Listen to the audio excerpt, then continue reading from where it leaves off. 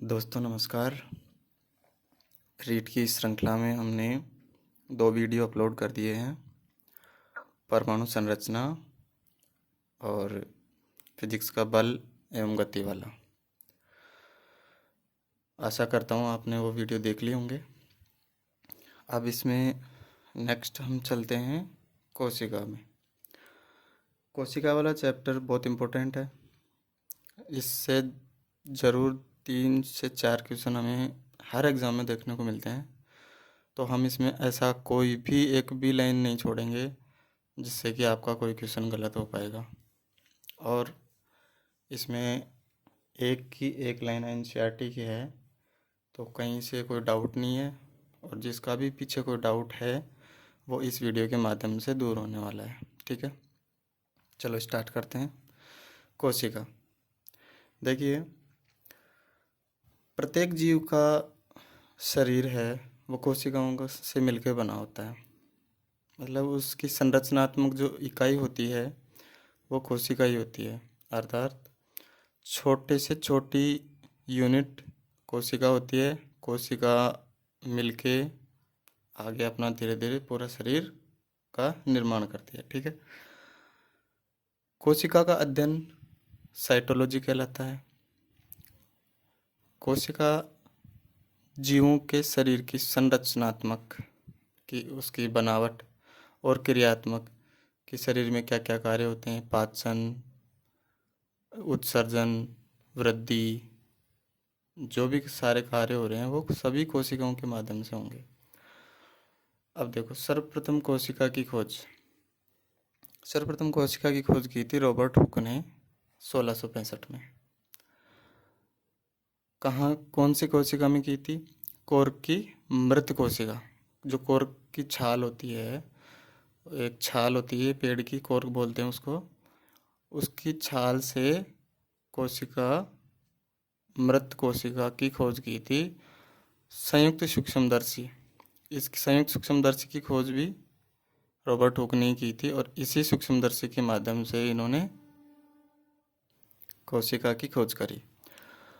अब मृत कोशिका की बात होगी, जीवित कोशिका की बात करेंगे तो ल्यूवेनहोक ने इसके 9 साल बाद में जीवित कोशिका की खोज कर दी थी। ये बैक्टीरिया की खोज के साथ इन्होंने बैक्टीरिया की खोज की, और इसी की कोशिकाओं में इन्होंने जीवित कोशिका को देखा। इसी की शरीर की कोशिकाओं में जीवित कोशिका को देखकर इन्होंने 1674 में जीवित कोशिका की खोज की। शरीर रचना के आधार पर हम कोशिका को 2 भागों में बांट सकते हैं। जैसे कि कुछ जीव एक कोशिका से ही मिलके बने होते हैं, यानी उनमें सारा काम एक ही कोशिका करेगी। जैसे पाचन, पोषण, श्वसन, वृद्धि, सभी कार्य एक ही कोशिका के द्वारा होंगे। और दूसरी होती है बहुकोशिकीय। बहुकोशिकीय में क्या होता है कि हर काम के लिए अलग अलग कोशिकाएं मिलके कार्य करती हैं। जैसे अनेक कोशिकाओं से मिलकर बना होता है इनका शरीर, यानी मल्टी सेलुलर, और ये हो गई यूनिसेलुलर, यानी एक ही कोशिका से पूरा शरीर बन जाएगा। इससे एक ही कोशिका पूरे शरीर का काम करती है। ठीक है, बहुकोशिकीय में इनका शरीर अनेक कोशिकाओं से मिलकर बना होता है, जैसे कि मनुष्य, पादप। ठीक है, अब कुछ इम्पोर्टेंट लाइनें हम देख लेते हैं जो कि हर एग्जाम में क्वेश्चन आते हैं इन लाइन से। सबसे छोटी कोशिका माइकोप्लाज्मा, इसको PPLO भी बोलते हैं, प्लूरो न्यूमोनो, न्यूमोनो की स्पेलिंग P से चालू होती है। ठीक है, प्लूरो न्यूमोनो लाइक ऑर्गेनिज्म। ठीक है, इसे PPLO भी कहते हैं। माइकोप्लाज्मा सबसे छोटी कोशिका है। ये सबसे बड़ी कोशिका शुतुरमुर्ग का अंडा, एग ऑफ ऑस्ट्रिच, शुतुरमुर्ग का अंडा सबसे बड़ी कोशिका है ये। मानव शरीर की सबसे छोटी कोशिका शुक्राणु, स्पर्म। मानव शरीर की सबसे बड़ी कोशिका अंडाणु होती है। मानव शरीर की सबसे लंबी कोशिका तंत्रिका कोशिका होती है, नर्व सेल। एक कोशिकीय जीवों में सभी क्रियाएं, पोषण, श्वसन, उत्सर्जन, वृद्धि आदि सभी कार्य एक कोशिका द्वारा संपन्न होते हैं। ठीक है, जो अपन ने यहाँ पे देख लिया। बहुकोशिकीय जीवों में विभिन्न कार्यों के लिए विभिन्न कोशिकाओं के समूह मिलते हैं, जिन्हें उत्तक कहते हैं। एक जैसे काम करने वाली कोशिकाओं के समूह को उत्तक कहते हैं। इसकी परिभाषा हम आगे भी देख लेंगे दोस्तों। कोशिका का आकार। कोशिका बहुत छोटे आकार की होती है, 0.5 माइक्रोन से लेके और 20 माइक्रोन तक, ये छोटी कोशिका का आकार है। बड़ी कोशिका का आकार 100 सेंटीमीटर से लेके 150 सेंटीमीटर तक, यानी शुतुरमुर्ग का जो अंडा है उसका आकार कितना होता है, 100 सेंटीमीटर से लेके 150 सेंटीमीटर तक। अब उत्तक किसे कहते हैं? वे कोशिका समूह जिनकी उत्पत्ति एवं कार्य समान होते हैं, यानी वे कोशिका समूह जिनकी उत्पत्ति एवं कार्य और संरचनात्मक जो इकाई है वो सभी प्रकार से समान होती है, उस समूह को क्या कहते हैं? उत्तक। शरीर की सबसे छोटी इकाई कौन सी होगी? कोशिका। कोशिका के एक समान समूह मिलकर क्या बनाते हैं? उत्तक। उत्तक सभी एक समान प्रकार से कार्य करने वाले उत्तक एक प्रकार का अंग बनाएंगे। उस अंग से मिलके अंग तंत्र बनता है और पूरा जो अंग तंत्र मिलके अपना शरीर बनता है, बॉडी। इस प्रकार से हमारे शरीर की संरचना होती है। इसीलिए हम कहते हैं कि जो कोशिका है वो शरीर की संरचनात्मक और कार्यात्मक इकाई है। ठीक है। उसके बाद वैज्ञानिकों ने अनेक कोशिका सिद्धांत दिए, जिसमें से प्रमुख कोशिका सिद्धांत है वो स्लीडन और स्वान का माना गया है। अब कोशिका सिद्धांत की महत्वपूर्ण लाइनें देख लेते हैं हम। समस्त जंतुओं एवं पादपों का शरीर कोशिकाओं से मिलकर बना होता है, जो हमने अभी देख लिया कि सबसे छोटी कार्यात्मक और संरचनात्मक इकाई कोशिका है। यह कोशिकाएं समस्त जैविक क्रियाओं और जैविक लक्षणों के लिए उत्तरदायी है। कौन सा जीव क्या कार्य करता है वो सब उसकी कोशिका पर निर्भर करता है। कोशिका सिद्धांत की 4 मुख्य लाइनें हैं। एक लाइन को ध्यान में रखना, सत्य और असत्य में कुछ भी पूछा जा सकता है। प्रत्येक कोशिका का शरीर एक या अनेक कोशिकाओं का बना होता है। अगर एक कोशिकीय जीव होगा तो एक कोशिका का बना होगा, बहुकोशिकीय जीव होगा तो उसमें अनेक कोशिकाएं मौजूद होंगी। सभी जैव क्रियाओं की मूलभूत इकाई कोशिका होती है। अभी हमने यहाँ पे देखा सभी जैव क्रियाओं की मूलभूत इकाई क्या है? कोशिका। समस्त क्रियाएं कोशिका के अंदर संपन्न होती हैं, यानी सभी क्रियाएं कोशिका के अंदर ही पूर्ण होंगी। कोशिका आनुवंशिकी की इकाई है, क्योंकि आनुवंशिक पदार्थ डीएनए या आरएनए कोशिका में ही पाया जाता है। अभी अपन आगे इसमें बहुत सारा अध्ययन करेंगे। नई कोशिकाओं की उत्पत्ति पूर्व में उपस्थित कोशिकाओं से होती है। ये रुडोल्फ विर्चो का स्टेटमेंट है। उन्होंने बताया था कि जो नई कोशिकाएं बनती हैं वो पुरानी कोशिकाओं के विभाजन से ही नई कोशिकाएं बनती हैं। लगभग सभी कोशिकाओं में आनुवंशिक पदार्थ डीएनए होता है। अपवाद है वायरस। कई वायरसों में आनुवंशिक पदार्थ डीएनए भी होता है, तो कई वायरसों में आनुवंशिक पदार्थ आरएनए भी होता है।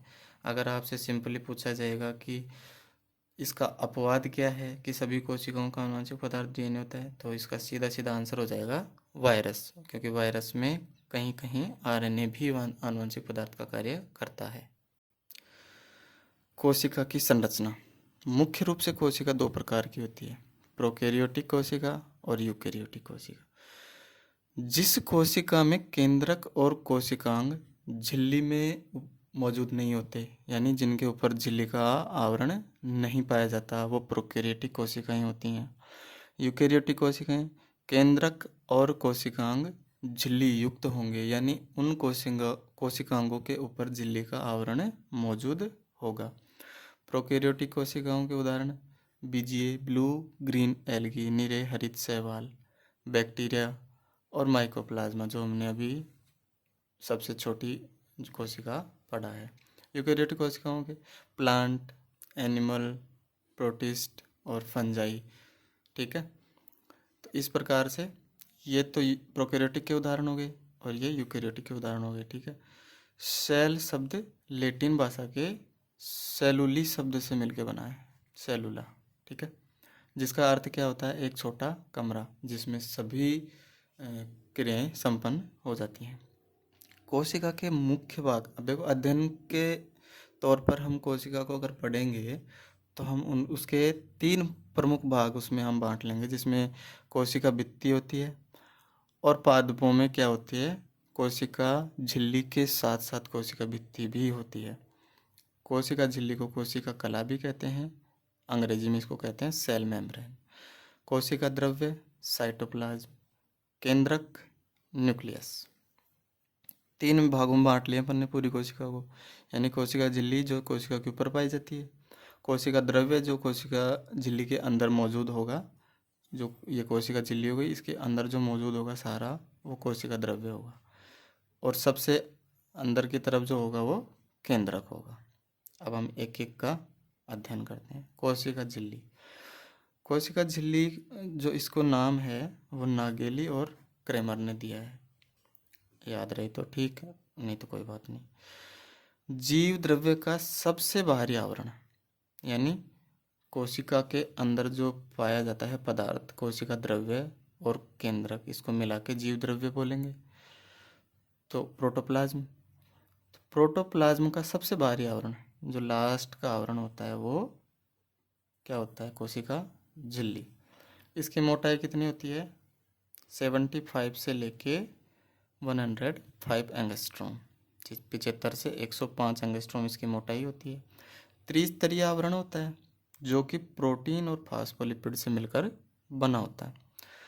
कोशिका झिल्ली को चयनात्मक पारगम्य झिल्ली भी कहते हैं, क्योंकि यह प्रवेश करने वाले व बाहर जाने वाले पदार्थों का नियंत्रण करती है।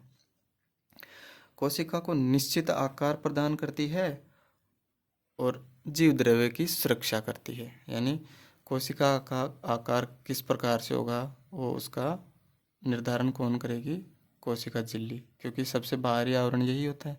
जिस प्रकार से कोशिका झिल्ली का आवरण होगा उसी प्रकार की आकार की कोशिका होगी, और बाहर से एंजाइम वगैरह से सबसे सुरक्षा करने के लिए जो अंदर जीव द्रव्य होता है उसकी ये क्या करती है, बाहर से सुरक्षा करती है। कोशिका भित्ति, अब देखो जीवों में जैसे कि एनिमल्स में क्या कोशिका झिल्ली पाई जाती है, और पादपों में कोशिका झिल्ली के साथ साथ कोशिका भित्ति भी पाई जाती है, ठीक है। कोशिका भित्ति सेलुलोज, हेमीसेलुलोज, पैक्टिन और पॉलीसेकेराइड की बनी होती है। पादप कोशिका में कोशिका भित्ति का होना ही इसे जंतु कोशिका से विभेदित करता है, यानी अलग करता है। जिस कोशिका में कोशिका भित्ति पाई जाएगी वो पादप समुदाय का सदस्य होगा, ये इसकी विशेष पहचान होती है। पादप कोशिका में कोशिका भित्ति का होना इसे जंतु कोशिका से अलग करता है। यह पादप कोशिका को निश्चित आकृति व आकार प्रदान करती है। जिस प्रकार से एनिमल सेल की आकृति और आकार कौन निर्धारण करता है, कोशिका झिल्ली, उसी प्रकार से पादप कोशिका का आकार और उसकी आकृति और आकार कौन निर्धारित करेगा, कोशिका भित्ति, ठीक है दोस्तों। कोशिका झिल्ली पढ़ ली। दूसरा भाग देखो, कोशिका द्रव्य। केंद्रक व कोशिका भित्ति या फिर कोशिका झिल्ली के मध्य पाए जाने वाला पदार्थ क्या होता है, कोशिका द्रव्य। ये कोशिका हो गई, इसके अंदर ये केंद्रक हो गया। अब इसके मध्य में जो भाग होता है उसको क्या कहते हैं, कोशिका द्रव्य, कोशिका द्रव्य, ठीक है। इसको साइटोप्लाज्म भी बोलते हैं। यह गाढ़ा और पारभासी यानी अपारदर्शी चिपचिपा पदार्थ होता है। इसमें जल, ग्लाइकोजन क्या होता है, एनिमल्स में जो भोजन का स्टोर होता है वो किस रूप में होता है, ग्लाइकोजन के रूप में, ठीक है। वसा तथा खनिज लवण और जल, कहाँ पाए जाते हैं? कोशिका द्रव्य में। इस कोशिका द्रव्य में सारे कोशिकांग कोशिका द्रव्य में बिखरे हुए होते हैं, जिनका हम निम्न रूप प्रकार से अध्ययन करते हैं। सबसे पहले हम देखते हैं माइटोकॉन्ड्रिया। ये माइटोकॉन्ड्रिया, कई कई लोग इसको माइट्रो पढ़ते हैं, ये ट्रो नहीं है, ये माइटोकॉन्ड्रिया है। ठीक है। माइटोकॉन्ड्रिया की खोज किसने की? कोलिकर ने 1880 में, जिसमें इसने इसको साइटोप्लाज्मिक ग्रेन्यूल्स नाम दिया था। कोलिकर ने 1880 में इसको साइटोप्लाज्मिक ग्रेन्यूल्स नाम दिया था। इसको माइटोकॉन्ड्रिया नाम किसने दिया? सी बेंडा, यानी क्लार्क बेंडा। अब इसको बेंडा भी बोल दो या फिर इसको बेंदा भी बोल दो, कुछ भी लिख लो। अब इंग्लिश में तो ऐसा होता है, हिंदी वाले बेंडा भी लिख देते हैं और बेंदा भी लिख देते हैं। अब कई किताब में इसको माइटोकॉन्ड्रिया की खोज का श्रेय अल्टमान को देते हैं। अल्टमान ने इसे बायोप्लास्ट कहा था, लेकिन एनसीईआरटी में माइटोकॉन्ड्रिया की खोज कोलिकर ने ही बताई है। ठीक है, याद रखना। कोशिका का पावर हाउस, शक्ति ग्रह पावर हाउस, यानी कोशिका को जहाँ से ऊर्जा मिलती है वो कौन सा कोशिकांग होता है? माइटोकॉन्ड्रिया। कोशिका को किसके रूप में ऊर्जा मिलती है? एटीपी के रूप में। एटीपी का पूरा नाम एडिनोसिन ट्राइफॉस्फेट, एडिनोसिन ट्राइफॉस्फेट। ठीक है, आगे और पढ़ेंगे इसका पूरा नाम अपन। पावर हाउस नाम किसने दिया? सीक्विज नामक वैज्ञानिक ने दिया था। जो कोशिका का पावर हाउस किसने बताया था इसको, माइटोकॉन्ड्रिया को? सीक्विज नामक वैज्ञानिक। ये दोहरी झिल्ली युक्त कोशिकांग है। बाहरी झिल्ली चिकनी और समतल होती है। ठीक है, माइटोकॉन्ड्रिया ये बाहरी झिल्ली हो गई, ये बिल्कुल समतल और चिकनी होगी। आंतरिक झिल्ली में उंगली समान प्रवर्ध इस प्रकार से, ये आंतरिक झिल्ली होती है इसकी, तो इसमें उंगली समान प्रवर्ध पाए जाएंगे। ठीक है, जिन्हें क्रिस्टी कहते हैं। अब ये जो पार्ट है, ये वाला पार्ट, इसको क्रिस्टी बोलेंगे। जो अंदर धसा हुआ पार्ट होता है उसको क्रिस्टी बोलेंगे। क्रिस्टी पर असंख्य कण लगे हुए होते हैं, जिन्हें ऑक्सीसोम कहते हैं। इन क्रिस्टियों पर असंख्य कण लगे होते हैं, जिन्हें ऑक्सीसोम कहते हैं। क्रिस्टी के मध्य भाग को मैट्रिक्स कहते हैं। अब जो ये बीच वाला पार्ट बचा है खाली, उसको मैट्रिक्स कहते हैं। मैट्रिक्स में 65% से 70% प्रोटीन होता है, 25% फॉस्फोलिपिड होता है और 0.5% आरएनए और कुछ मात्रा में डीएनए और राइबोसोम भी पाए जाते हैं। माइटोकॉन्ड्रिया में पाए जाने वाले एंजाइम श्वसन में खाद्य पदार्थों का ऑक्सीकरण करते हैं। देखो, सबसे माइटोकॉन्ड्रिया का सबसे महत्वपूर्ण कार्य क्या होता है? श्वसन संपन्न करने के साथ खाद्य पदार्थों का ऑक्सीकरण करके ऊर्जा प्रदान करना। यानी खाद्य पदार्थों का जो भक्षण है वो उसके माध्यम से उसका ऑक्सीकरण करके और श्वसन में उपस्थित ऑक्सीजन के द्वारा खाद्य पदार्थों का ऑक्सीकरण होता है, जहाँ से हमें एटीपी के रूप में ऊर्जा मिलती है। एटीपी का पूरा नाम एडिनोसिन ट्राइफॉस्फेट। भोजन का ऑक्सीकरण एटीपीएज नामक एंजाइम से होता है। एटीपी का निर्माण कौन से एंजाइम से होता है? एटीपीएज नामक। ठीक है, माइटोकॉन्ड्रिया पूरा हो गया। दूसरा देखते हैं लवक, प्लास्टिड। ये केवल पादपों में पाए जाते हैं, क्योंकि इसका मुख्य काम क्या होता है? पादप के भागों को रंग प्रदान करना। अब इंसानों में तो रंग प्रदान करेगा नहीं, तो पादपों में अलग अलग रंग देखने को मिलते हैं। कोई फूल पीला होता है, कोई फूल लाल हो जाता है, कोई बैंगनी हो जाता है। तो ये सारा किसकी वजह से होता है? लवक की वजह से। प्लास्टिड शब्द हैक्कल ने दिया है। कोशिका द्रव्य में ये बिखरे हुए होते हैं और ये 3 प्रकार के होते हैं। इसको 3 भागों में बांट दिया गया है। अवर्णी लवक, जो किसी प्रकार का कोई रंग प्रदान नहीं करते। ल्यूकोप्लास्ट, ल्यूको का मतलब होता है कि रंगहीन, रंगहीन। ल्यूकोप्लास्ट, जिन भागों में सूर्य का प्रकाश नहीं पहुंच पाता है उन भागों में अवर्णीय लवक पाया जाता है, जैसे कि जड़ हो गया और जो भूमिगत तने होते हैं उनमें अवर्णीय लवक पाया जाता है। और ये भाग क्या काम करते हैं, ये भोजन को स्टोर करते हैं, संग्रहण, भोजन का संग्रहण करते हैं, ये भोजन का संग्रहण। अब किस किस प्रकार से करते हैं, देखो एमाइलोप्लास्ट है वो तो स्टार्च का संग्रहण करता है। अब इस अवर्णीय लवक के ये नाम हैं। एमाइलोप्लास्ट है वो स्टार्च का संग्रहण करता है, इलियोप्लास्ट है वो वसा का संग्रहण करता है, एल्यूरोप्लास्ट है वो प्रोटीन का संग्रहण करता है। ठीक है।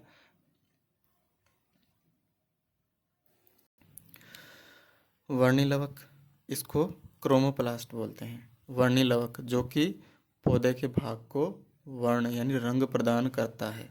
पौधे के रंगीन भागों जैसे कि पुष्प, फलबित्ती, बीज आदि को रंग प्रदान करने का कार्य कौन करता है, वर्णीय लवक। प्रकाश युक्त भागों में पाया जाएगा, जैसे बीटा कैरोटीन है वो गाजर और पपीता का रंग जो है कौन प्रदान करता है, बीटा कैरोटीन। लाइकोपीन क्या करता है, मिर्च और टमाटर जब पक जाती है तो उसमें कौन सा वर्ण मौजूद हो जाता है, लाइकोपीन, जो इसको लाल रंग प्रदान करता है। अब तीसरा और महत्वपूर्ण जो लवक है वो हम बात करते हैं उसकी हरित लवक की। हरित लवक का मुख्य घटक क्या होता है, क्लोरोफिल। क्लोरोफिल यही मुख्य रूप वर्णक इसमें होता है। प्रकाश संश्लेषण की क्रिया यहीं संपन्न होती है। कोशिका का इसको रसोई घर कहते हैं, क्योंकि प्रकाश संश्लेषण के द्वारा ही पौधा भोजन का निर्माण करता है। और भोजन कहाँ पाया जाता है, रसोई घर में। तो सेल ऑफ किचन किसे कहते हैं, हरित लवक को। इसमें मैग्नीशियम धातु पाई जाती है, ये चीज़ याद रखना इम्पोर्टेंट है। इसकी संरचना में मुख्य धातु कौन सी होती है, केंद्र धातु मैग्नीशियम। सिक्के नुमा संरचना, इस तरह से सिक्के नुमा संरचना पाई जाती है। इस सिक्के नुमा संरचना को ग्रेनम कहते हैं, संपूर्ण संरचना को ग्रेनम। एक ग्रेनम में 2 से 10 थाइलेकोइड। अब जो ये एक सिक्का है ना, इसको थाइलेकोइड कहते हैं। ठीक है, जो ये एक सिक्का है ना, इसको कहते हैं थाइलेकोइड। यानी एक ग्रेनम में 2 से लेके 10 तक के थाइलेकोइड पाए जाते हैं। वर्णक युक्त भाग है क्लोरोप्लास्ट में ग्रेना। जो मुख्य रूप से इसकी क्रियात्मक इकाई है वो क्या है, ग्रेना। थाइलेकोइड की झिल्ली में प्रकाश संश्लेषण, यानी थाइलेकोइड की झिल्ली और स्ट्रोमा, इन दोनों में प्रकाश संश्लेषण से संबंधित एंजाइम मौजूद होते हैं। थाइलेकोइड की झिल्ली और स्ट्रोमा, ये इन दोनों में प्रकाश संश्लेषण से संबंधित एंजाइम मौजूद होते हैं। अब इसमें और क्या क्या पाया जाता है, 40 से 50% प्रोटीन होता है, 25% वसा होती है, 3 से 10% क्लोरोफिल, ये इसका मुख्य घटक है। और 1-2% इसमें कैरोटीनोइड भी मौजूद होता है। तीसरा कोशिकांग है लाइसोसोम। खोज किसने की, विलियम डी डुवे। एकल झिल्ली युक्त कोशिकांग है और थैलीनुमा, यानी बैग के प्रकार से इसकी संरचना होती है। इसमें कई जल अपघटनीय एंजाइम उपस्थित होते हैं जो कि शर्करा, प्रोटीन, वसा और न्यूक्लिक अम्ल का अपघटन कर उन्हें सरल अणुओं में तोड़ देते हैं। यानी कि पाचन का मुख्य कार्य कहाँ पर संपन्न होता है, लाइसोसोम में। लाइसोसोम की झिल्ली फटने पर यह पूरी कोशिका को ही पचा जाता है, अतः इसे आत्मघाती थैलियाँ, सुसाइडल बैग्स कहते हैं। क्षतिग्रस्त, इसका मुख्य कार्य क्या होता है, क्षतिग्रस्त कोशिका हो गई या मृत कोशिका हो गई, अब उनका पाचन कौन करेगा, लाइसोसोम। और जो अवशिष्ट पदार्थ हैं उनका पाचन भी, मतलब अवशिष्ट पदार्थ जैसे कि कोई किसी क्रिया के अंदर कोई पदार्थ बच गया यानी अवशिष्ट हो गया, इसका मतलब उसका पाचन कौन करेगा, लाइसोसोम ही करेगा। ठीक है। कई बार क्या होता है, इसकी जो झिल्ली होती है वो फट जाती है।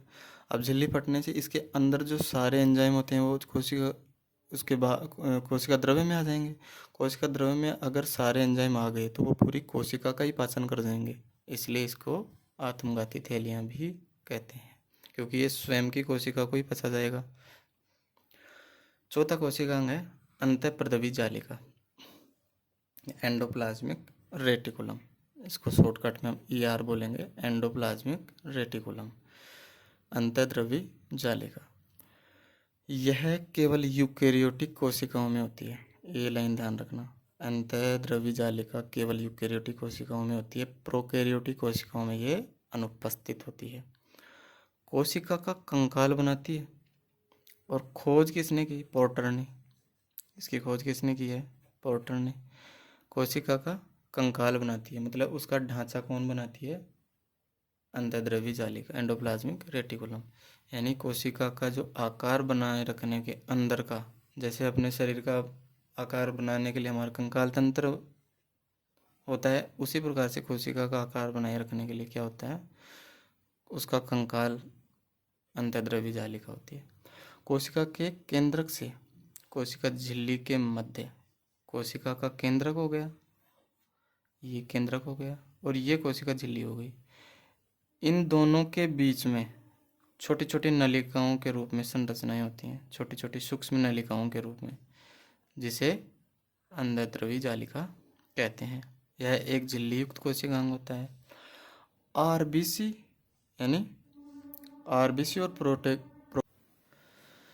राइबोसोम की उपस्थिति के आधार पर इसको दो भागों में बांटते हैं। जिस भाग में राइबोसोम पाए जाते हैं उसे रफ या खुरदरी या कणिका युक्त एंडोप्लाज्म रेटिकुलम, अंतःद्रवी जालिका कहते हैं।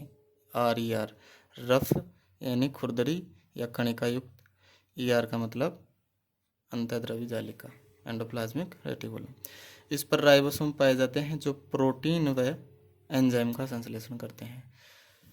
राइबोसोम का कार्य क्या होता है अभी हम आगे और देख लेंगे। प्रोटीन संश्लेषण का काम करते हैं। स्मूथ एंडोप्लाज्मिक रेटिकुलम, ये कणिका रहित होते हैं। कणिका रहित जो अंतःद्रवी जालिका होती है उसको स्मूथ एंडोप्लाज्मिक रेटिकुलम SER कहते हैं। इसमें राइबोसोम अनुपस्थित होते हैं जो वसा और लिपिड का संश्लेषण करते हैं। अब इसके मुख्य कार्य क्या हुआ? ये कोशिका का कंकाल बनाएगी। दूसरा, ये गोल्जिकाय का निर्माण करती है, जो हम आगे कोशिकांग पढ़ेंगे गोल्जिकाय। वो गोल्जिकाय का निर्माण कौन से कोशिकांग के द्वारा होता है? अंतःद्रवी जालिका के द्वारा ही होता है। केंद्रक व कोशिका झिल्ली के मध्य, ये केंद्रक हो गया, ये कोशिका झिल्ली हो गई। इसके मध्य जो भी परिवहन होना है वो किसके माध्यम से होगा? अंतःद्रवी जालिका, क्योंकि सारे कोशिका के अंदर केंद्रक और अंतःद्रवी जालिका के मध्य में कौन सा कोशिकांग पाया जाता है? अंतःद्रवी जालिका। इसलिए जो भी परिवहन होगा वो इसी के माध्यम से होगा। अगला कोशिकांग राइबोसोम। खोज किसने की? क्लाड ने, और इसको राइबोसोम नाम किसने दिया? पैलेड ने। ये कोशिका में स्वतंत्र रूप से, और अभी हमने पढ़ा रफ एंडोप्लाज्मिक रेटिकुलम पर कणों के रूप में पाए जाते हैं, यानी स्वतंत्र रूप से भी मिलेगा और खुरदरी अंतःद्रवी जालिका पर भी मिलेगा।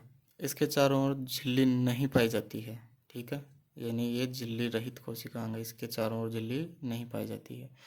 ये RNA और प्रोटीन के बने होते हैं। इनका मुख्य कार्य क्या होता है? प्रोटीन का संश्लेषण करना। यूकेरियोट कोशिका में 80S और प्रोकैरियोटिक कोशिका में 70S, यानी S का मतलब होता है श्वेतबर्ग नियतांक, श्वेतबर्ग कांस्टेंट। अब ये क्या चीज़ है? देखो, जिस प्रकार से हम दूध को लीटर में मापते हैं, जिस प्रकार से हम चीनी को केजी में मापते हैं, तो इसी प्रकार से राइबोसोम को जो मापने की इकाई है, जो इसका घनत्व और इसके आकार, इसको मापने की जो इकाई है ना, वो S है। जैसे लीटर के लिए हम लीटर लिखते हैं सीधा, किलोग्राम के लिए केजी लिख देते हैं। इसी तरह से श्वेत वर्ग के लिए हमने एस का प्रयोग किया है। 70s प्रोकैरियोट में पाई जाएगी, 80s यूकैरियोट में पाई जाएगी। अब इसको भी दो भागों में बांटते हैं। 80s है, उसमें कुछ तो 60s होते हैं और कुछ 40s होते हैं। इनको जोड़ना नहीं है दोस्तों, इनको जोड़ना नहीं है। ये 80s के ही और भाग हैं जिसमें से कुछ तो 60s होते हैं और कुछ 40s होते हैं। इनको मिला के ये टोटल 80s होते हैं। इसी प्रकार से जो 70s है उसमें कुछ तो 50s होते हैं और कुछ 30s होते हैं। यानी जो इसके घनत्व की माप है वो अलग अलग होती है और इसको मिला के इसकी ये माप बन जाती है। ठीक है, इसका मुख्य कार्य क्या है? प्रोटीन का संश्लेषण करना। छठा कोशिकांग देखो, गोल्जी गाय, गोल्जी बॉडी। इसके नाम से ही पता चल रहा है इसका खोजकर्ता कौन है? Camillo Golgi. केंद्रक के पास चपटी नलिकाओं के रूप में मौजूद होगा। ये मुख्यतः ग्रंथियों में पाया जाता है क्योंकि इसका मुख्य कार्य क्या होता है? श्रवण करना। कोई भी जो पदार्थ होगा उसका श्रवण करने का कार्य कौन करेगा? Golgi body. जैसे अग्नाशय ग्रंथि हो गई, ठीक है, जैसे लीवर हो गई, ठीक है, जो भी कोई भी ग्रंथि होगी उसमें इसकी संख्याएं अधिक मात्रा में पाई जाएंगी। यह पदार्थ का स्राव करने का काम करती है। लाइसोसोम का निर्माण भी इसी से होता है। ये लाइन इंपॉर्टेंट है। लाइसोसोम का निर्माण भी गोल्जी बॉडी के द्वारा होती है। पादपों में जो गोंद होता है उसका संश्लेषण भी गोल्जी बॉडी के द्वारा होता है क्योंकि वहाँ भी तो स्राव ही हो रहा है ना, और स्राव के सारे कार्य कौन करेगा? Golgi body. इस गोल्जी बॉडी में 3 मुख्य संरचनाएं होती हैं, आशय, रिक्तिकाएं और कुंडिकाएं। ये 3 मुख्य संरचनाएं होती हैं जो कि शर्करा, प्रोटीन और पैक्टिन का संश्लेषण व श्रवण का कार्य करती हैं। आशय, रिक्तिकाएं और कुंडिकाएं, इनका मुख्य कार्य क्या है? शर्करा, प्रोटीन और पैक्टिन का संश्लेषण करना और इनका श्रवण करना। मुख्य कार्य इसका स्राव है। ठीक है।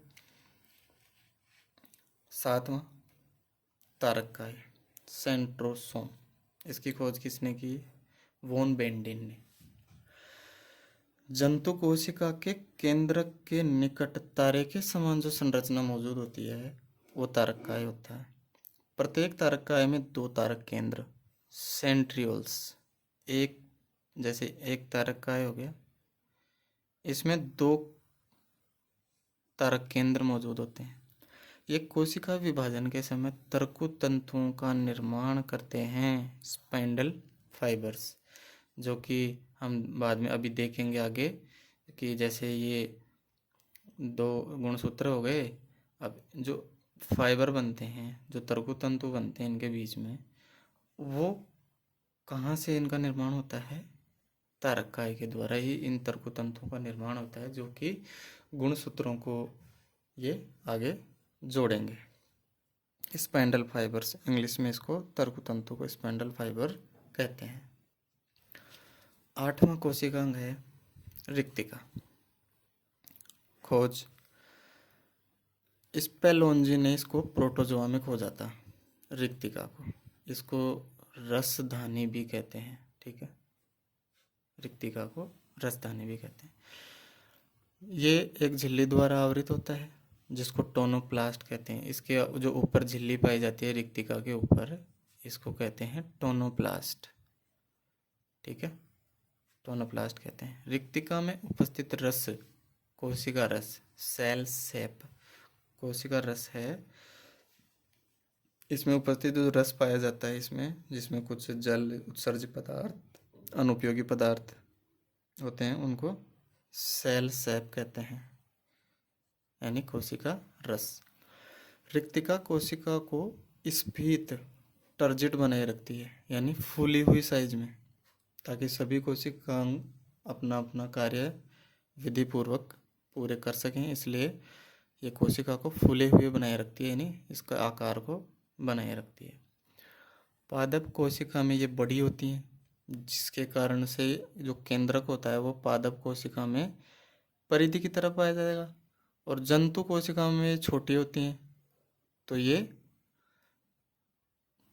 बिल्कुल ये कोशिका में छोटे छोटे पाए जाएंगे। इसकी वजह से जंतु कोशिका का केंद्र कोशिका के मध्य में होता है, लेकिन पादप कोशिका में रिक्तिकाएं बड़ी होती हैं जो कि इस केंद्रक को धकेलकर परिधि के पास में इसको स्थापित कर देती हैं। 2 पार्ट पढ़ लिए अपन ने, कोशिका झिल्ली पढ़ ली और उसके बाद कोशिका द्रव्य पढ़ लिया। अब तीसरा जो भाग है वो है केंद्रक। कोशिका का जो कंट्रोलर होता है, नियंत्रक होता है, वो केंद्रक होता है। और केंद्रक की खोज किसने की थी? Robert brown. इनमें कंफ्यूज मत होना, वो रॉबर्ट हुक था जिसने कोशिका की खोज की थी, ये रॉबर्ट ब्राउन है जिसने केंद्रक की खोज की थी। ठीक है।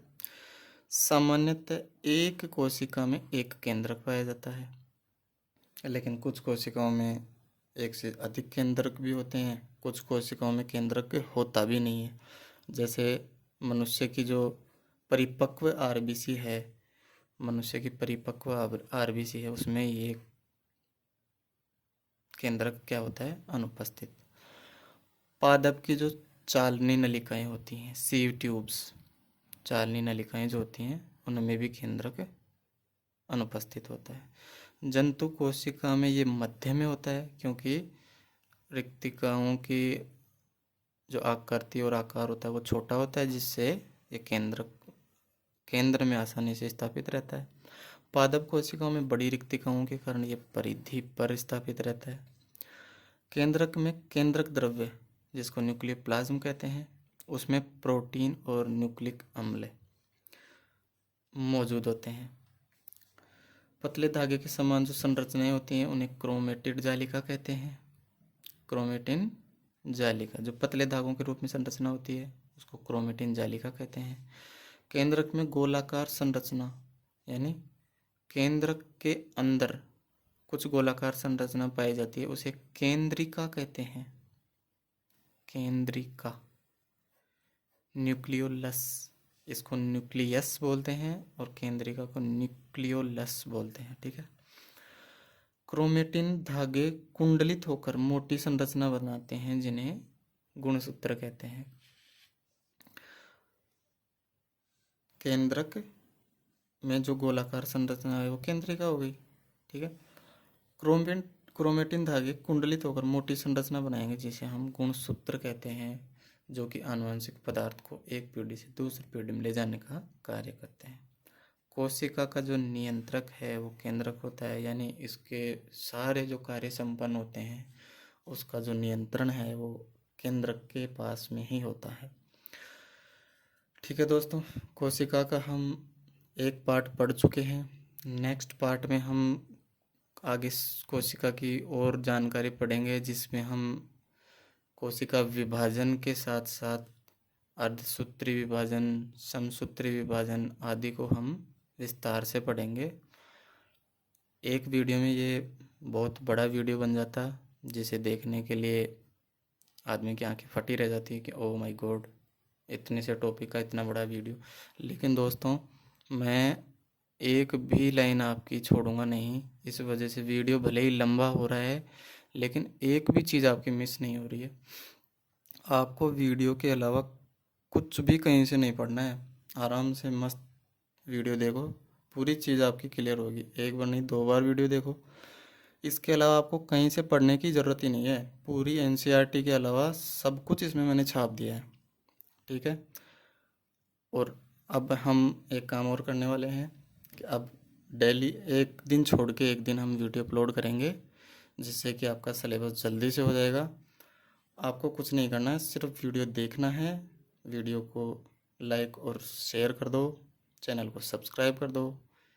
ठीक है दोस्तों, मस्त रहो, स्वस्थ रहो, बिंदास रहो।